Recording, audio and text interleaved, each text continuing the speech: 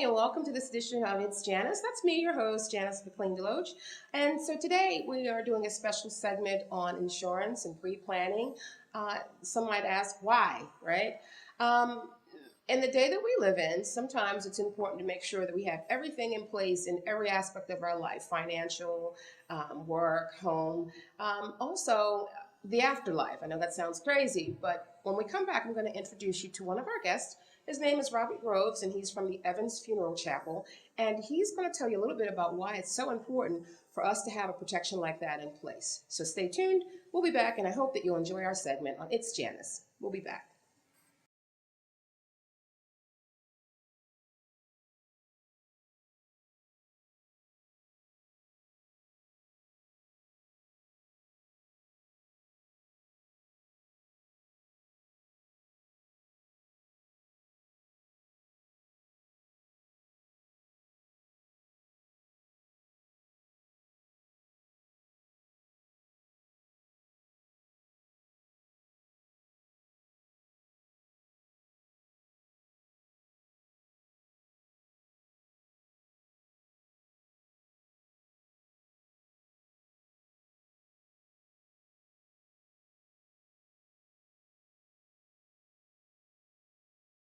Hi, everybody. Welcome back. It's Janice. That's me, your host, Janice McLean DeLoatch. And I am joined with Robert Groves from Evans Funeral Chapel. Hello. Hi. Hi. Would you tell me a little bit about yourself and the history of Evans Funeral Chapel? I've been a licensed funeral director since 1981. I've worked here at Evans Funeral Chapel for 25 years. Evans Funeral Chapel is celebrating their 150th anniversary this year. We're still family owned and locally owned by Charles F. Evans Jr. Would you tell me a little bit about your background, Robert? Sure. I finished my schooling, the mortuary science program at that time, Catonsville Community College. And so in Maryland, we're required to have an associate arts degree in mortuary science. Served my apprenticeship. After the apprenticeship, we set for our national boards and then our state boards. Having completed that, then become a licensed funeral director in the state of Maryland. Career has taken me different places. For a while, I worked for the State Anatomy Board as the embalmer there, then worked for the Maryland Tissue Bank, and for the last 25 years have been working here at Evans Funeral Chapel, doing their pre-planning and informing people about the importance of why they should do advanced planning as their funeral needs. Pre-planning. Would you tell me a little bit about what that is? Sure. Pre-planning is the time where we give the individual opportunities to come in and to write down their wishes and desires for what type of service that they want. And they can go as far as making it as detailed as they want. And so they get to talk about the death notice, the obituary, what type of service. Do they want to have a service at church, or they even make selection of caskets. And so then they know what the cost of the funeral is at that time, and giving them the opportunity, if they would like, to prepay, and which then locks in the cost for the family. When someone is pre-planned, what it does for the family, it takes the burden from the family of having to make decisions when it's a very stressful time in their life. Mm-hmm. How do you keep your emotions in check when you leave the office at the end of the day? What you do as far as being a funeral director, every family that you serve it is their first funeral. And so you cannot take it home with you, but yet you have to put yourself in a place where they need your help. And one of the reasons why I chose to become a funeral director is because I wanted to help people. Okay, we're going to take a break here, and when we come back, we're going to talk a little bit more about how we talk to the younger people when we come back. So stay tuned. We'll be back with more. It's Janice, and we are shooting at the Evans Funeral Chapel, and my guest, it's Robert Groves. Stay tuned. We'll be back.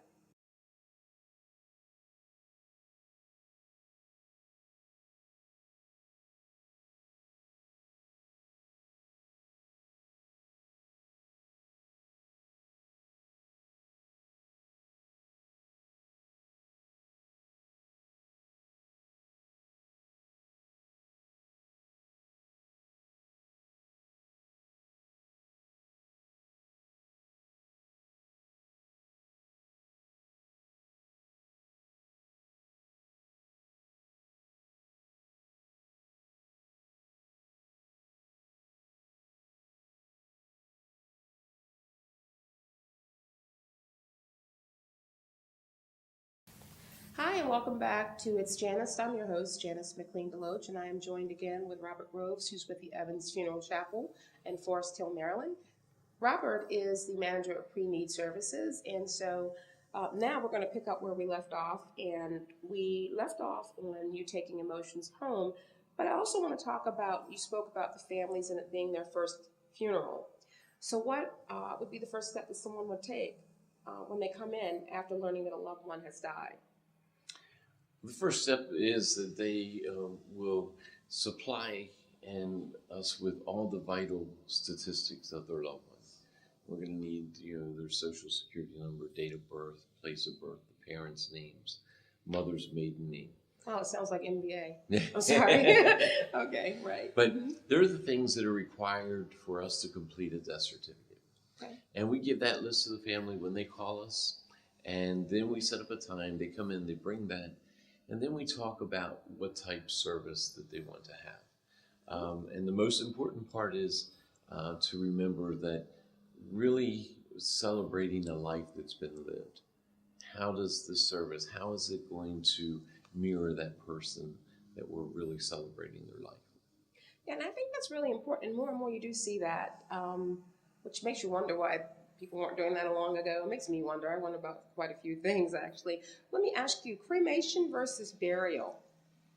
I hear that cremation's cheaper. Is it really? It is. The thing with cremation is that you don't have a lot of the cemetery costs that are involved. But cremation is becoming more and more popular with people. But the one thing that is our job as a funeral home is to inform and educate people that with cremation, you still need to have some type of service to celebrate someone's life. It helps with closure with the family. So what we're seeing is an increase of families who will have more of a traditional service. They'll have a viewing with the body present. They'll have a service, whether it's at church or at the funeral home, and then cremation takes place. So really, cremation is not a different type of funeral, but it's a different type of disposition. Instead of burying the body is cremated. More and more we're hearing about mass killings, mass shootings, and as much as I really even hate to talk about that right now, it is reality. That is the times that we're living in. And often they are young adults, children. I had the opportunity to do an interview with the father of Victoria Lee Soto, who was the teacher at Sandy Hook Elementary, one of the first mass murders that we had at a school. And from her father's perspective, her family was okay in terms of having funeral arrangements in place. But often, how do you talk to the younger people or the families with children who just feels like this is something that, I can wait, we'll get around to it. How do you market to the younger audience, particularly in a time where there's mass shootings and killings? It's senseless, but how do you do that? I think what happens is that I tell families, one of the most unnatural things for a parent to do is to bury a child. And where no one wants to face that is a possibility. But throughout, no matter how young someone is, you have to think about that person has lived a life and they have touched other lives. And so there has to be a way to celebrate that life. One of the things is no one thinks they're going to die.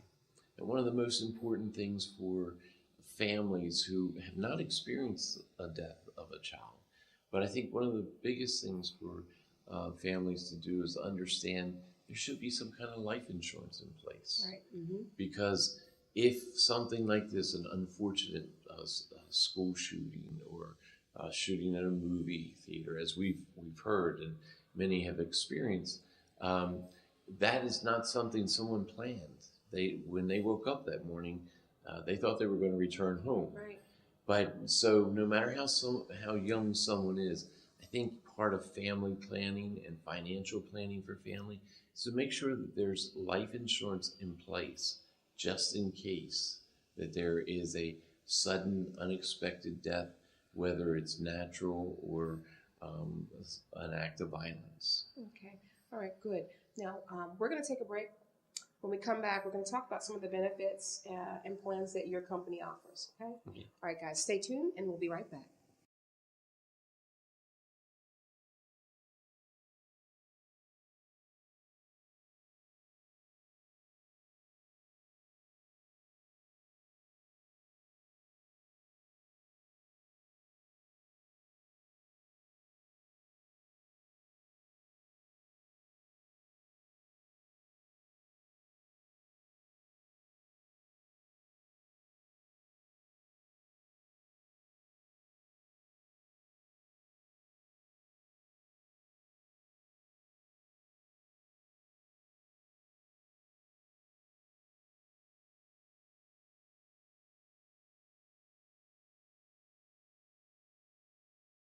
Hi, and we are back with more of It's Janice, and we're continuing to talk to Robert Groves, who is with the Evans Funeral Chapel in Forest Hill, Maryland. So thank you for hanging in there with me.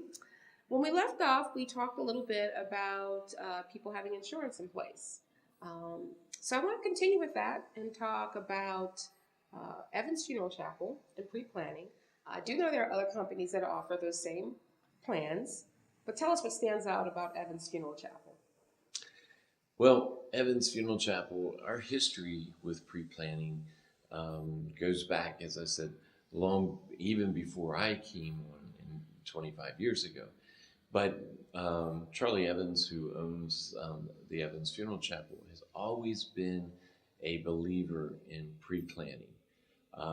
And so he, before it was ever popular, was out there telling people the benefits and values of pre-planning. What separates us from everyone else is one of the things is that we truly believe it is important for families to pre-plan, giving the opportunity. For the longest time, I was one of the only full-time funeral directors in the state of Maryland who was just doing pre-planning. That's how long we have believed in it. Okay. And what really separates us is that our expertise. We also offer a price guarantee, which is that is what we have chosen to do as part of the philosophy of pre-planning. When someone pre-plans and pre-funds their funeral, we give them a price guarantee that when the death takes place, the family is not going to receive a bill because they have taken care of things in advance. And and also in pre-planning, it gives us an opportunity to allow the individual to structure the type celebration that they would like to have. And we pride ourselves on working with families and giving them the opportunity to personalize that funeral. Okay.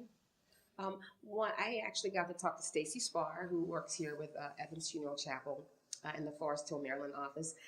Great lady. I really enjoyed talking to her. In fact, we had such a great conversation. I was like, wait a minute, I should probably be going down the road. But we talked about some really interesting things. One was the different types of burials that you could have, funerals that you could have, which I learned there is a difference between burying somebody who is Hindu versus somebody who's Chinese. I found that part very interesting. Would you just maybe give us an example of those kind of funerals that you could do? Well, the important part is with being a funeral director, and we have to understand the different cultures. America today, we are a melting pot. And so when a family comes in and they have a cultural difference as far as the funeral, we have to learn those different customs so that the families will be served in the way that they really need to be served. There are different families and different cultures that they want to be involved completely in the cremation process, where they will they'll have a viewing of the body. They'll use our chapel They will have their priests come, and then when the service is completed, because we have our own crematory on site, the family just follows the casket right to the crematory. Okay. They participate in placing the body in the crematory, and that because that's part of their culture. And so we learned that so that we can serve families. And there are other cultures that will, on the way to the cemetery, we're going to want to drive by the person's home and allow the family member to go into the home, and then to come back out and make our way to the cemetery.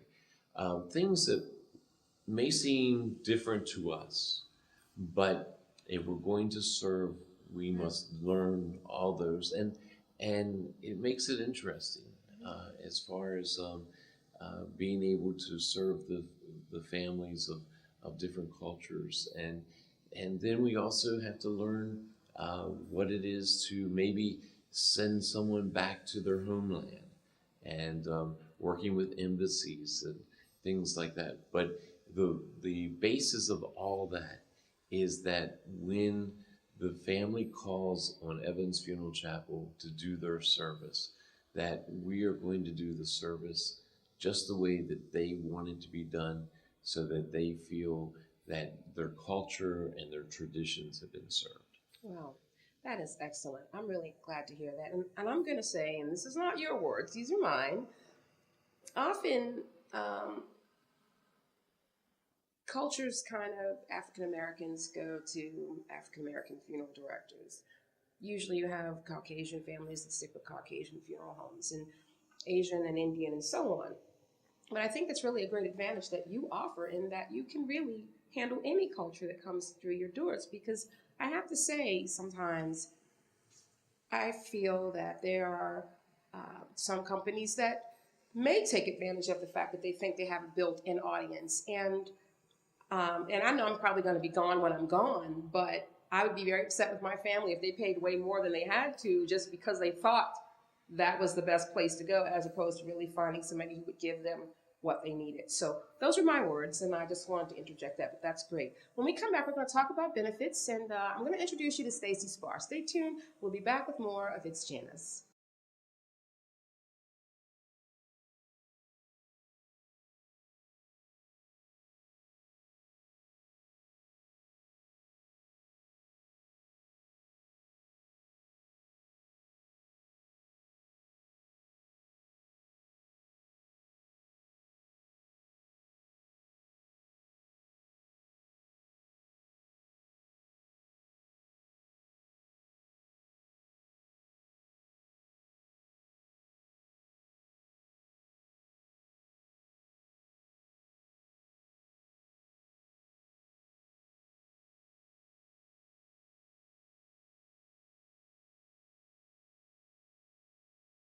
I am joined with Stacy Spar. Hi, Stacy. Thank you for joining us. Thank you. Now, tell me a little bit about your title at Evans Funeral Chapel. I am a funeral director and also an advanced funeral planner. Okay. So I am now focusing on pre-planning with families.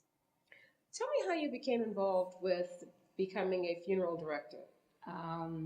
Back in 2005, my sister asked me to go to college with her.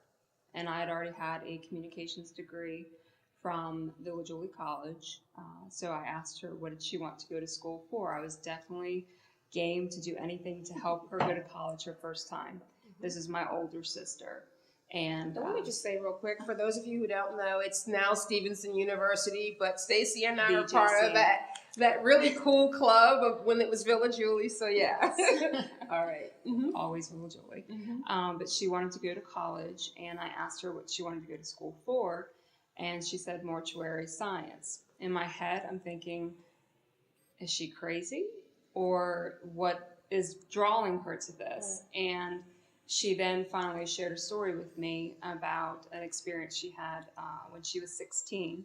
She had equine encephalitis, was bit by a mosquito that actually was infected, kind of like West Nile is now for us. And the doctors at Johns Hopkins, where she was being treated, told her she may want to plan her own funeral because they weren't sure she would survive because there were no cases at the time surviving. Wow, that's encouraging. Yes. So Okay. that stuck with her. Yeah. And finally, after having a daughter, she decided she wanted to go back to school. She'd never been able to make it to college, and I was definitely game and ready to support her. So we actually joined Catonsville Community College together and pursued the mortuary science degree together. And unfortunately, she became disabled with other medical issues that she did not progress forward with becoming a funeral director, but she did earn everything that she needed to have the degree and actually pass the national test. Okay. So that was something she was very proud of, and I'm proud for her doing. But I was the one that became the funeral director in the family. Okay. So she actually led me to my my career, my niche, and a new passion that I have in my life that I've been doing now for 10 years. Now, tell me a little bit about, you have a presentation that you guys do on your pre-planning. Uh-huh. Would you just walk me through a little bit of that presentation, if you don't mind Sure. sharing that today? With bringing me onto the pre-need side of funeral planning, my main goal is to try and help and educate families and to offer maybe a better setting than coming into the funeral home. So we will provide a lunch and learn presentation where we will go to a local restaurant to the areas of our funeral homes and try to offer a setting where the families will feel comfortable and be able to ask the questions that they wish and actually learn a little bit before actually stepping into the funeral home. With that presentation, we offer information and ways for them to understand why it is important to pre-plan. Absolutely, and I think that was really a good way. It's really a good way for you to do it. I don't think anybody wants to turn down a free lunch. Sometimes people do, depending on where you're eating. That could be another whole topic Yes. there. We won't go there. But I think it's really a good way to reach people because sometimes it is kind of daunting when you're walking into a funeral home or and this one is actually pretty light and it's decorated light. It feels easy. Some funeral homes feel kind of heavy. So, what kind of success have you had with your program with the Lunch and Learn? We've held a few since I've come onto the side of the program, and we've been stepping it up with information since I've met with you, and just trying to get an impact on people. And my first question that I always ask is, if you were to pass away today, who would be the person that would be making your funeral arrangements? Yeah, I remember you asked me that same question, and I had to think about it. And I have extensive family and some pretty cool friends. But then, I don't know. It's really a good question because maybe people don't know us as well as they think they do. Of course, when you're gone, you're gone. I don't know if it really matters, but I'm going to be fly even in the afterlife. I just want to tell you that. Okay. So that's good. So you are getting the information out more. How do you get the 22-year-old or the 25-year-old, the young couple who doesn't feel like this is important for them right now? And I asked the same question to Robert earlier, but I want to ask you again, for one, from a female perspective, and that's no bias, because sometimes we do see things a little bit differently based on gender. So a lot of people feel a little bit more comfortable with a female, knowing that we are the natural comforter in the families. I myself am in my 30s. My husband is in his 50s. So when we're talking to the different generations and showing the importance, we do like to talk about the financial side, that we can guarantee pricing. So if you were to make these prepayments in the plan, that it would be done and settled and out of the way and a worry out of your mind. It is a little harder to find the younger generation ready to consider that. But if they are dealing with the passing of a parent, it does bring reality to the forefront and makes them actually consider this. I am considering doing this for myself just to make it easy for my husband. If anything were to happen to me, he thinks he's going to be the one to go first, and I tell him you never get to pick. It's not always getting No. right. It doesn't always work like that, No. right? And this is one of the reasons why I keep talking about the younger people. And I know people are like, why does she keep saying that? Because I think they are totally lost with it. They just really don't get it. Well, right now we're having such an epidemic with heroin abuse. That's another thing that's really big right now. Yeah. So it's very hard to try and reach the younger generation, even though I still fit in that generation. Mhm. But just looking at what I do for a living and going home every day and seeing my parents that live with me and my husband, I am grateful for every day. Right. And you never know when it's your time. And it doesn't matter what your age is. It could be an infant or someone in 100 years Right, old. yeah. You really want to reach everyone and at least educate them on the importance and then guide them if they want to make that step. Yeah, and I actually sat through the presentation with Evans Funeral Chapel, with Robert and Stacy, and yeah, you guys they have an amazing staff, very professional, very courteous. I am not getting paid for this. Let me just clear that up for everybody. And I know that you should be professional. This is what you do, but I've come across some that were not, so I will not name any names on that.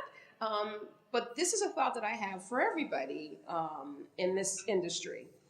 When we're talking about the younger people again, we also know that they're dealing with limited budgets and limited finances, and even people that are in their 40s, 50s, 60s, and 70s have the same issue. Maybe there is a product that would be available for them. So that could be some future thought. Oh, definitely. We can even discuss maybe just cost affordability. If they can only afford so much a month to put aside for this, there are ways to do that. So there are a lot of options and a lot of information we can provide. And we can have appointments with couples, people individually. We can do that in the comfort of their own home if that makes them more comfortable than coming to the funeral home. But we just want to be able to understand where they're coming from and what their situation is and our best way to be able to help them individually. Wow. Well, thank you for joining me. I am so glad that I actually got the chance to talk with Robert and Stacy today, and they allowed us to come out and shoot our segment here. If people want to find more information, again, what's your website? Our website is evansfuneralchapel.com, or they can reach us by our email address, which is belair@evansfuneralchapel.com.